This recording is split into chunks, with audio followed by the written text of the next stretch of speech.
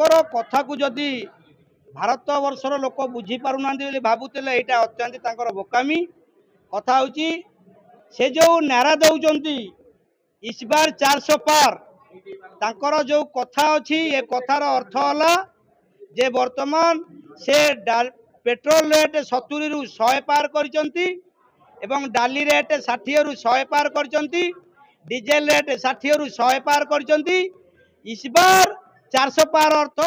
से शासन को आसिले ये डाली चाउल तेल पेट्रोल सबू 400 पार करिवो जहाँ गरीब पेट पाई मारणा नीति